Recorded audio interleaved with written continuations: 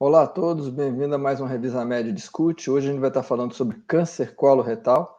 A nossa convidada é a professora Cristiane Bechara. A Cristiane é mestre em cirurgia e ela é professora do Departamento de Clínica Cirúrgica da Faculdade de Medicina da Universidade Federal de Juiz de Fora. Cristiane, bem-vinda, obrigado pelo convite. Obrigada a você, Júlio, pelo convite. É uma honra participar aqui com vocês. Muito obrigado. Então vamos lá. Cristiane, fala pra gente, o câncer coloretal, ele é uma doença frequente ou infrequente? Júlio, o câncer coloretal é uma doença frequente. 10% de todos os cânceres diagnosticados são originados na região coloretal. Nos países em desenvolvimento, a taxa de incidência vem aumentando, ao contrário dos países desenvolvidos, que essa taxa permanece estável. O INCA fez uma estimativa que agora em 2020, a incidência do câncer coloretal aumentou em cerca de 12% em relação ao ano anterior. Ou seja, nós tivemos quase 20 mil novos casos em homens e 20 mil novos casos em mulheres. E ainda em relação à incidência, o câncer coloretal é o terceiro maior incidência em homens, estando atrás apenas de próstata e de pulmão, e o segundo maior câncer de incidência em mulheres, ficando atrás apenas da mama. Ok. E com relação à questão de mortalidade, como que ele está com relação aos outros cânceres mais comuns? Você já citou alguns aí, próstata, mama, pulmão.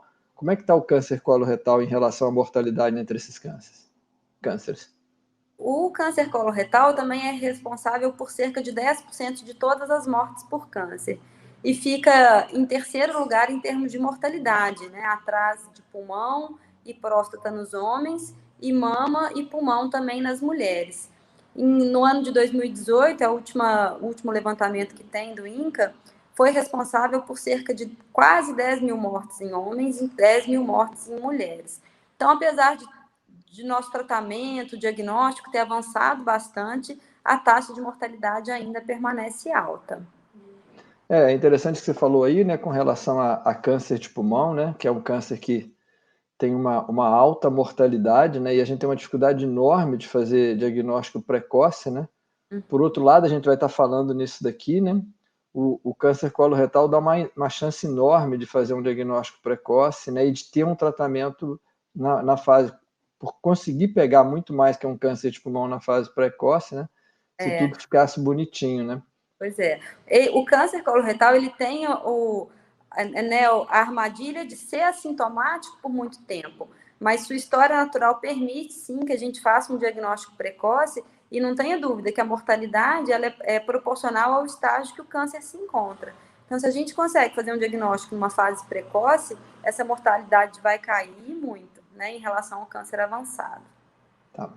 E eu achei uma outra coisa bem interessante que você falou, né, que ele está aumentando nos países em desenvolvimento, né, até porque ele tem uma relação com hábitos de vida, né, e a gente está fazendo uma transição para maus hábitos e não para bons hábitos. Infelizmente, sim. Está muito relacionado aos nossos maus hábitos, que é ruim para tudo, não só para o câncer, mas para doenças cardiovasculares, né? E esse nosso estilo de vida moderno, sedentarismo, alimentação inadequada, está muito relacionado a isso, sim. Tá, e aí, já começando a entrar um pouquinho em condição predisponente, o que predispõe ao câncer coloretal? Você falou aí, você já falou nessa questão do estilo de vida, né? Mas aí, para você detalhar um pouquinho mais o que é que predispõe a esse câncer, a esses cânceres. Então, esses cânceres, eles são provenientes de uma interação de fatores genéticos e de fatores ambientais. De fator genético, que a gente tem de mais importante é história familiar, e aí o risco vai depender muito do grau de parentesco com a pessoa acometida, com o número de parentes envolvidos, e existem também, de fator genético, algumas doenças que são sabidamente pré-cancerosas, representadas principalmente pelas doenças intestinais inflamatórias, a doença de Crohn e a retocolite. Então, em relação aos fatores genéticos, a gente tem história familiar, doenças pré-cancerosas e algumas síndromes genéticas, que são responsáveis por menos de 5% dos cânceres coloretal. A grande maioria dos cânceres coloretais são ditos esporádicos, né? Mais de 75%, que vem, então, de fatores ambientais que levam a mutações moleculares que são adquiridas. E dentro desses fatores vem, né, a alimentação, o sedentarismo, a obesidade, tabagismo, ingestão de bebidas alcoólicas e todos esses fatores, ingestão de gorduras saturadas, né, todos esses fatores que são os maus hábitos que infelizmente a gente vem adquirindo. Isso é interessante, né? Porque a gente está fazendo, nesse Revisa Média Discute, a gente começou com um ciclo que a gente passou pela esteatose hepática, depois a gente foi para o diabetes, depois a gente passou pela obesidade, né? E aí vai tendo todo um elo comum entre essas condições, né, que você chamou a atenção, que é a questão da dieta, de hábitos alimentares muito centrados que a gente ainda tem, né, em carboidratos, né? A gente às vezes tem preocupação com outros elementos, mas a gente tem visto todas as publicações mais recentes, né, mostrando a questão que o carboidrato é o grande gerador de peso, né?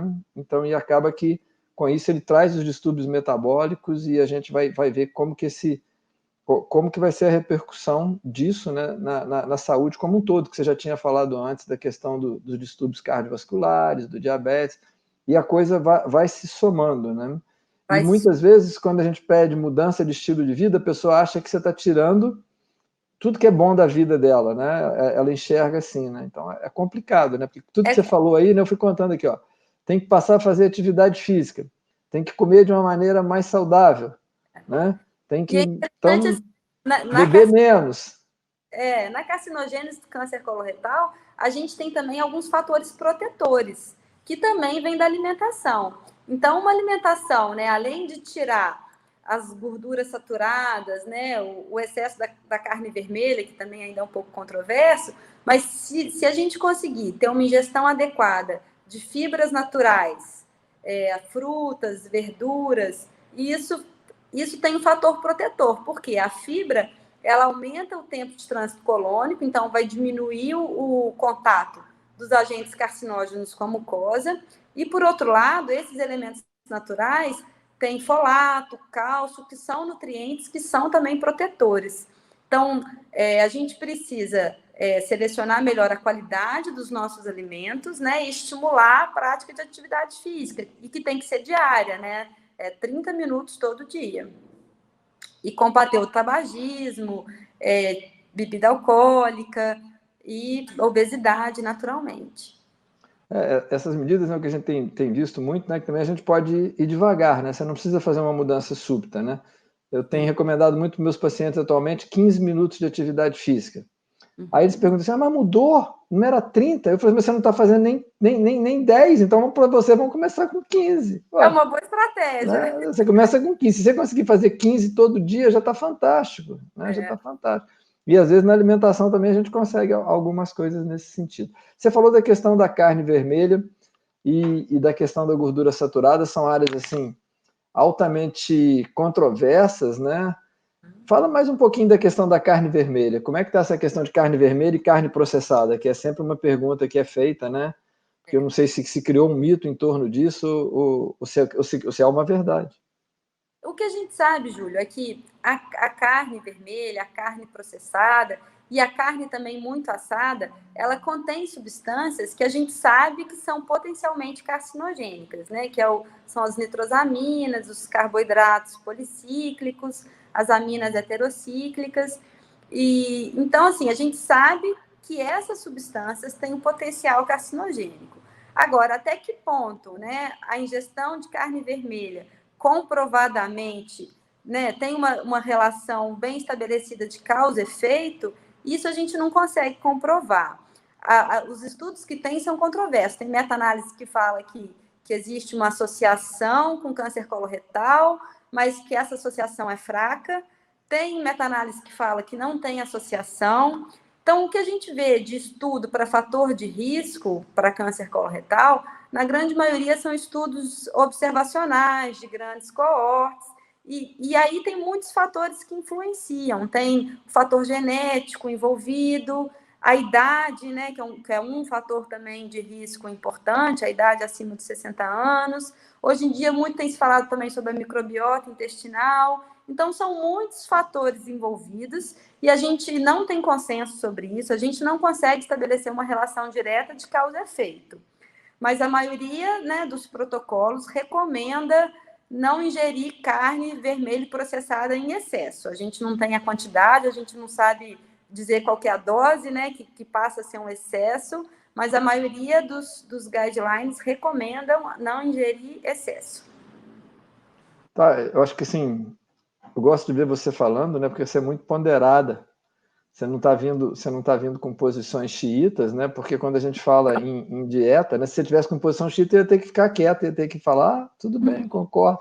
Mas é bom quando a gente vê uma pessoa não assumir uma posição muito radical, até porque a gente sabe que é o que você falou, tudo em alimentação vem de estudo observacional, com uma enormidade absurda de fator confundidor. Né? Os estudos de dieta, eles ainda são eles usam a questão da memória de alimentação, né, para você poder preencher os questionários, que é uma outra coisa assim super complexa. E normalmente, a gente já comentou isso, a questão, as pessoas que têm um hábito ruim, normalmente elas associam vários hábitos ruins. Né? Então ela come mal, ela não faz atividade física, ela bebe muito, ela fuma, então ela come pouca fibra. Então, vem tudo junto e misturado, né? Então, eu acho que quando a gente vê uma posição assim como você colocou, eu acho que é muito legal, porque você vê a própria questão de gorduras saturadas e doença cardiovascular, só esse ano passado, né, 2019, que o Colégio Americano de Cardiologia foi modificar essa questão de doença de gordura saturada e risco para doença cardiovascular. E tem muita gente que, do ponto de vista cardiovascular, que ainda não aceita, às vezes nem conhece isso, né?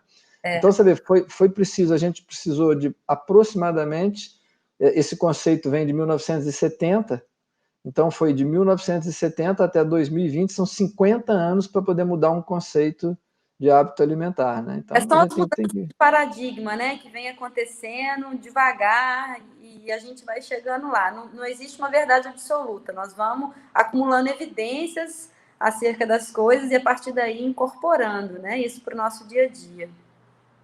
Perfeito, perfeito. Nem parece que você é tão jovem. Tão ponderada. Parabéns. Olha só, vamos falar um pouquinho de prevenção de câncer coloretal.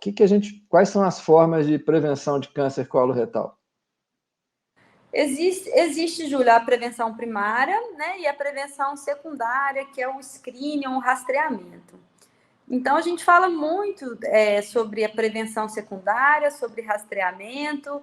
Alguns pacientes já têm aderido a isso e chegam no consultório, né, procurando entrar num programa de rastreamento, mas a gente nunca deve esquecer da prevenção primária, que é isso tudo que a gente estava conversando, são os hábitos de vida, né? Então, a prevenção primária é a gente atuar eliminando aqueles fatores de risco na medida possível.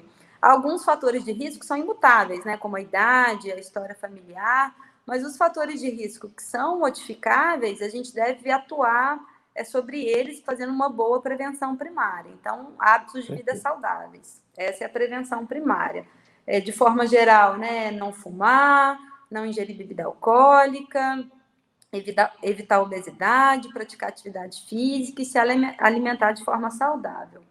A prevenção secundária, que a gente chama de rastreamento ou screening, ela se propõe a estudar indivíduos assintomáticos, aplicar testes em indivíduos assintomáticos, para a partir daí diagnosticar as lesões pré-cancerosas ou mesmo câncer numa fase precoce, que a gente consiga tratar, né, e evitar outros desdobramentos da doença. E só para a gente, então, já que você fez uma pausinha aí, a questão que a gente estava falando dos hábitos, né, só para a gente lembrar que o câncer coloretal, juntamente com o câncer de mama, né, são dois tipos de câncer que são fortemente associados à obesidade, né, que quando a gente tira a obesidade, a gente reduz o risco desses dois cânceres de uma maneira, assim, impressionante, né? Então, só para a gente lembrar isso. O que você falou, a idade não tem jeito da gente escapar dela, né? A gente até quer chegar nela, né? Mas se a gente consegue tirar alguns fatores, né, o que a gente chama hoje do envelhecimento saudável, né, que é empurrar as doenças que são próprias do envelhecimento para uma fase mais distante possível, né? E o primeiro fator que passa, né, eu acho que hoje passa primeiro lugar disparado pelo controle do peso, evitar sobrepeso e obesidade, e a gente está vendo isso em tudo. Aí, quando você falou na questão do screening, o que você tem feito? Como é que tem, qual que é a sua recomendação quais que são os benefícios desse screening? Quem se beneficia mais desse screening? Qual que vai ser a forma de fazer esse screening? O screening ele tem um grande benefício, principalmente na história natural do câncer coloretal, porque o câncer coloretal ele começa com uma lesão precursora benigna, que são os pólipos do tipo adenoma. A via oncogenética ela passa por uma sequência adenoma, adenocarcinoma, que é de um tempo longo. Essa via oncogenética leva mais ou menos 10 anos para acontecer.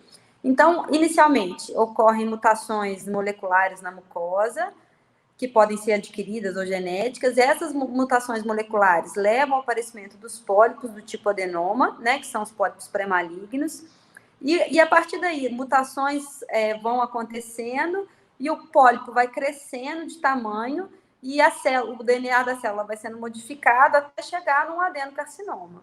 E o adenocarcinoma, ele também pode ser só superficial na mucosa, e ele atinge o potencial invasivo, né, metastático, a partir do momento que ele ultrapassa a mucosa e atinge a submucosa. Que aí ele tem contato com os linfonodos e pode se disseminar. Essa sequência oncogenética, essa sequência adenoma, adenocarcinoma, quase sempre ela é assintomática. É difícil o paciente com pólipo adenomatoso ou mesmo com câncer coloretal inicial apresentar algum tipo de sintoma. E é por isso que a gente deve, então, fazer um programa de screening populacional mesmo para os indivíduos assintomáticos na idade que eles estejam suscetíveis a isso. Então, esse é o grande benefício, porque se a gente faz o teste diagnóstico no momento que a gente tem um pólipo, um adenoma, e a gente consegue remover esse adenoma, a gente interrompe a sequência adenoma, adenocarcinoma e previne, de fato, o câncer de aparecer. E só para a gente poder deixar isso bem claro, né, o intervalo de tempo é um intervalo de tempo enorme, né, que a gente tem para poder atuar. É isso? Você falou aí quase 10 anos para poder evoluir da lesão adenomatosa até um câncer que vai estar metastático. Isso. E é engraçado, Júlio, os próprios pacientes levam um susto com isso. Às vezes, alguns pacientes perguntam, doutora, mas eu não sentia nada, quanto tempo você acha que eu tenho isso? Quando eu falo pelo menos 10 anos, todo mundo leva susto. Mas é isso, o adenoma ele leva em torno de 2 a 3 anos para dobrar de tamanho e quase 10 anos para se tornar um câncer. E aí, assim, o que você está recomendando atualmente como método de screening e com que idade a população em geral deve começar esse screening e qual que seria a particularidade de idade para outras populações? Então, para a gente estratificar qual população deve ser rastreada, a gente faz uma estratificação de risco, né? A população de risco habitual, que não tem nenhum outro fator de risco adicional que não seja a idade, é toda a população acima de 45, 50 anos. Antigamente, a gente recomendava... Está havendo uma mudança nessa idade agora? Está havendo uma mudança. Antigamente, a idade era... Até o guideline 2017 era 50 anos. Mas teve uma publicação muito interessante, uma publicação americana grande, em 2018, que mostrou que naquela população que é rastreada, né, a população acima de 55 anos que ela é rastreada, houve uma queda da incidência do câncer coloretal importante. Por outro lado, naquela população mais jovem que não é rastreada, teve um aumento de quase 30% dos cânceres, principalmente do câncer de reto. Então, a partir dessa publicação da Sociedade de Oncologia Americana, os guidelines têm pedido, ainda não como uma recomendação forte, mas como uma recomendação qualificada, que a gente inicie esse rastreamento aos 45 anos de idade. Então, toda a população acima de 45 anos de idade assintomática, ela é considerada de risco habitual e ela deve começar o rastreamento nessa idade.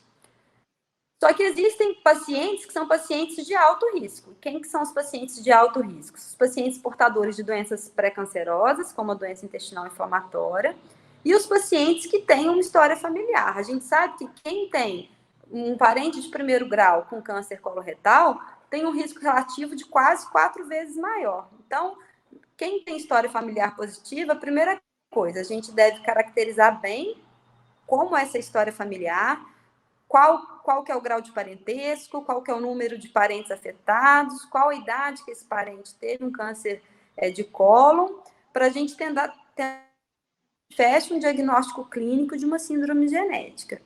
Se fechou um diagnóstico clínico de uma síndrome genética, da síndrome da polipose adenomatosa familiar, ou do câncer coloretal hereditário não associado à polipose, esse paciente é encaminhado para o aconselhamento genético e os filhos vão ter que começar a fazer colonoscopia numa idade bem mais precoce. Mas isso é menos de 5% dos casos. A grande maioria tem um parente com câncer coloretal, mas que não fecha síndrome genética nenhuma específica. Então, a gente começa o rastreamento em quem tem um parente de primeiro grau, que tenha tido câncer coloretal, com 40 anos de idade, ou 10 anos antes que aquele parente apresentou o câncer, o que vier primeiro.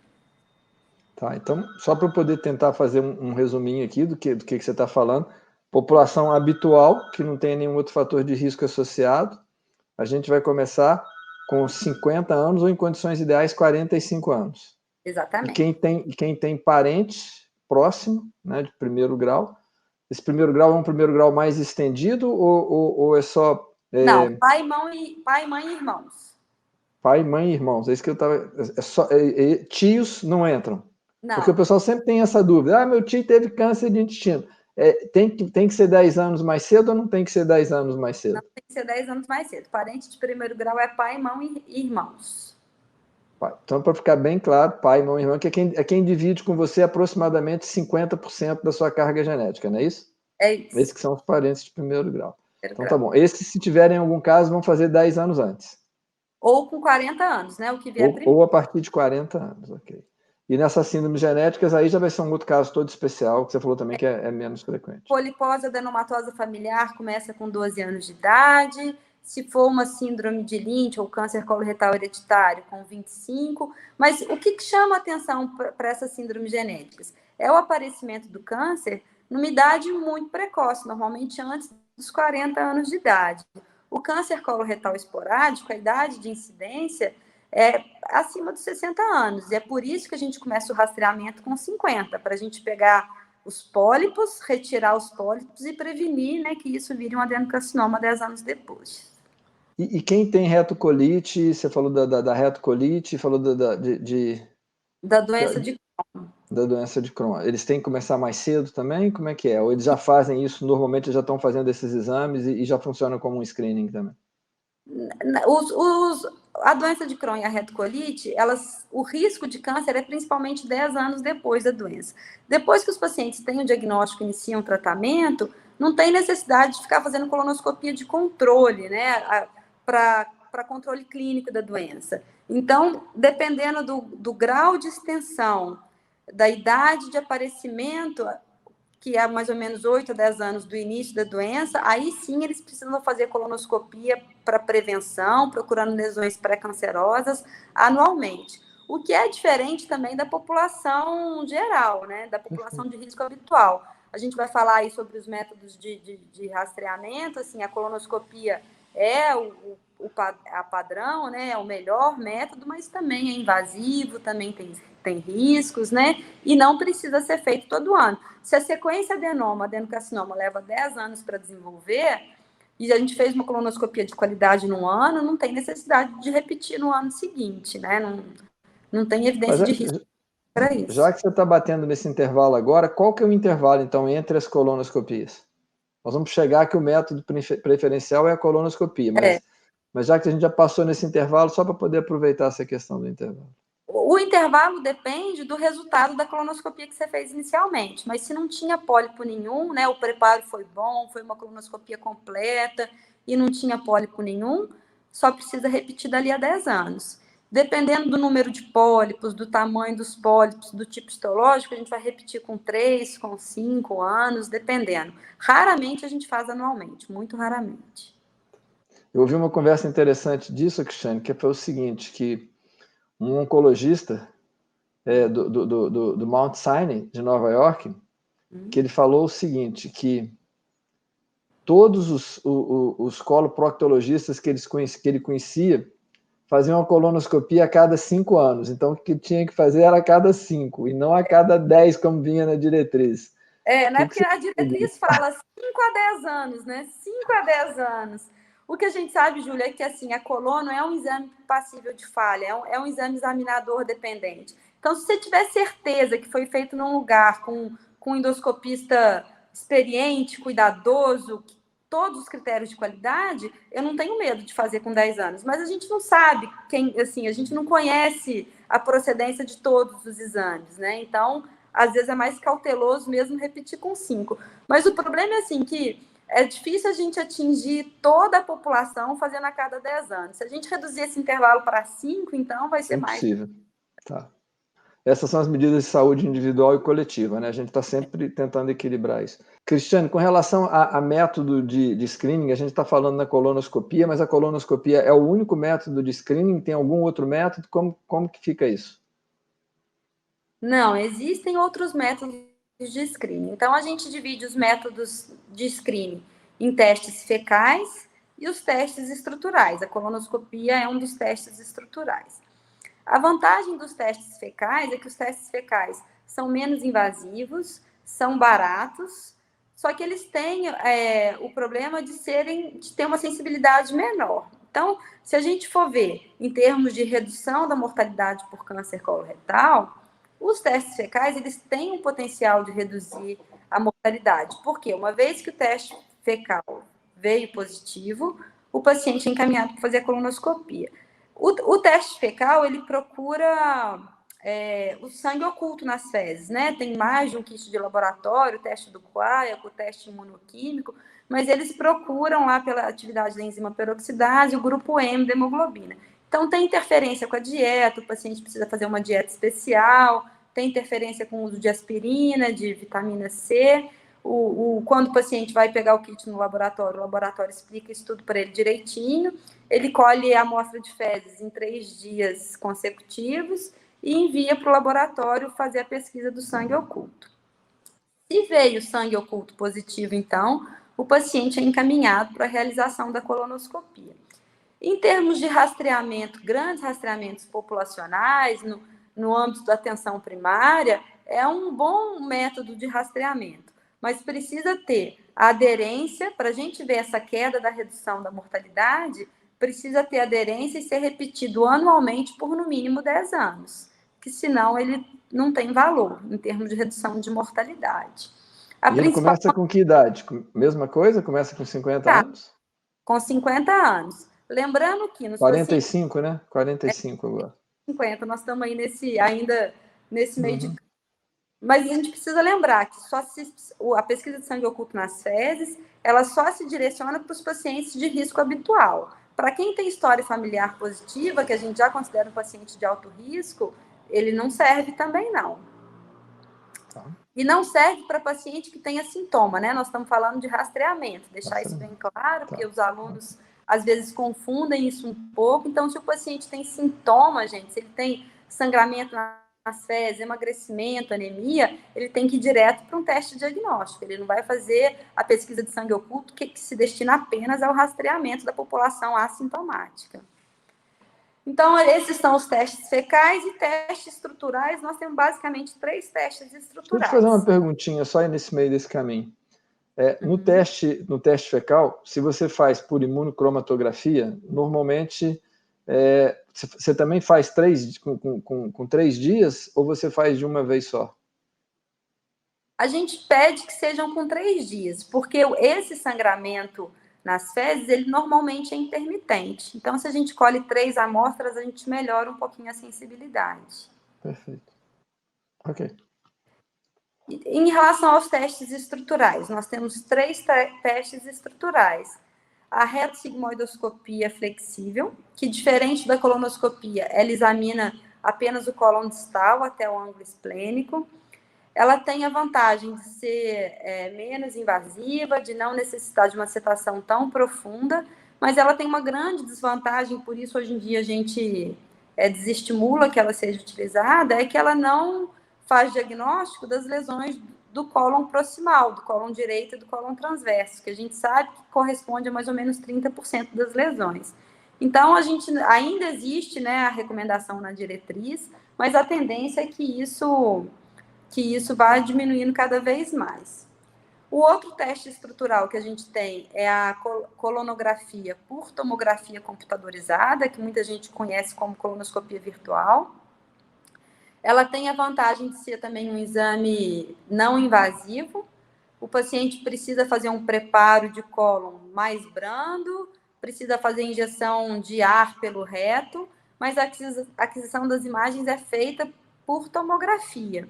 E depois a gente faz uma reconstrução das imagens, o radiologista estuda aquelas imagens para ver se identifica algum pólipo. Então, a desvantagem que ela, apesar dela ser não invasiva, ela também é não terapêutica, né? Uma vez que foi feito o diagnóstico de alguma lesão, o paciente é encaminhado para colonoscopia.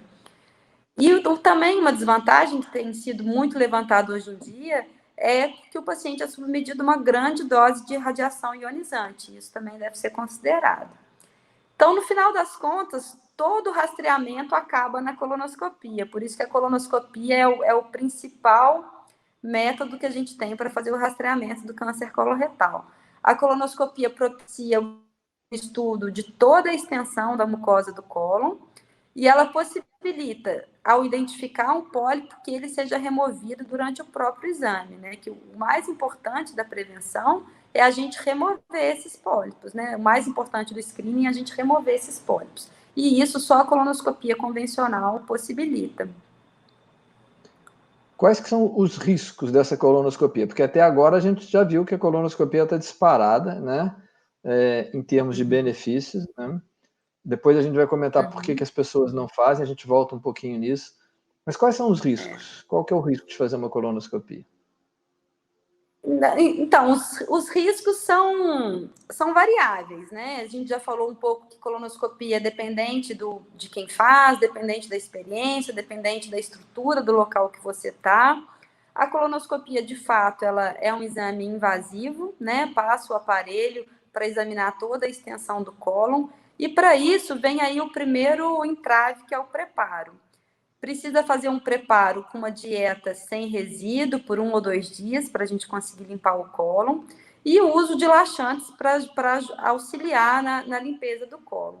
E muitas vezes esse preparo pode levar a desidratação, pode levar a distúrbio hidroeletrolítico e tem que ter uma atenção especial, principalmente pacientes idosos, pacientes cardiopatas, pacientes nefropatas, mas, em geral, os pacientes jovens toleram bem, né? A população que a gente começa a fazer o rastreamento são jovens, toleram bem esse preparo. E depois vem o risco da sedação. A colonoscopia precisa ser feita sob uma sedação profunda, com auxílio do anestesiologista, com monitorização cardiorrespiratória, e existem riscos próprios da sedação. Risco do paciente fazer hipotensão, fazer algum evento cardiovascular, risco de fazer, por exemplo, vômito e broncoaspiração durante o exame, também são bem controlados desde que o paciente esteja num ambiente, né, seguro, bem estruturado. E por último, né, que vem os riscos do exame propriamente dito, que são os mais temidos, que é o risco de perfuração, principalmente, e o risco de sangramento. Tanto o risco de perfuração quanto de sangramento são maiores quando a gente faz um exame que é terapêutico, né? E são bem menores quando é um exame apenas diagnóstico. A estimativa de perfuração na colonoscopia é 1 para cada 1.000 exames. Então, é uma complicação rara. Apesar de ser uma complicação muito grave, ela é uma complicação rara. E o mais importante é que essa perfuração seja prontamente identificada na hora do exame. Se ela foi prontamente identificada, algumas vezes ela pode ser tratada por uma colocação de um clipe ali na mucosa, fechando a mucosa, mas infelizmente, na grande maioria das vezes que ocorre, necessita de um tratamento cirúrgico. Mas a mortalidade é imensamente, né, diminuída se for prontamente identificado e tratado, porque o cólon está preparado, não vai ter grande quantidade de fezes para cair na cavidade abdominal. E a gente realmente precisa, assim, esclarecer isso para o paciente precisa saber que é um exame invasivo, e como todo exame invasivo tem risco, e que ele precisa escolher bem o local que ele vai fazer o exame. Perfeito.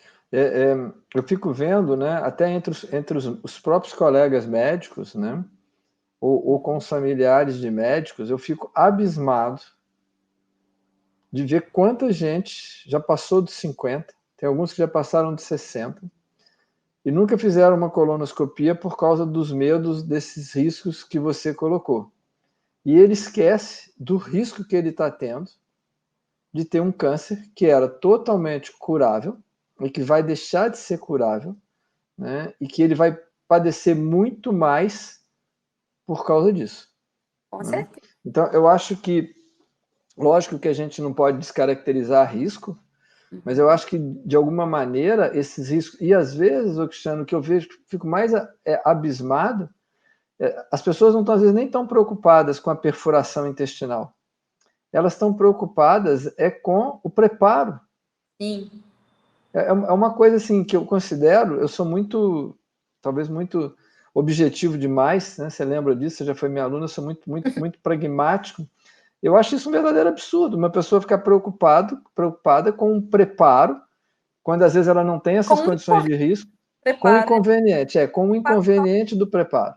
E deixar de fazer um procedimento que vai ter uma mudança fantástica, né? Porque se ele não identificar, ótimo, são 10 anos que você falou que ele está livre.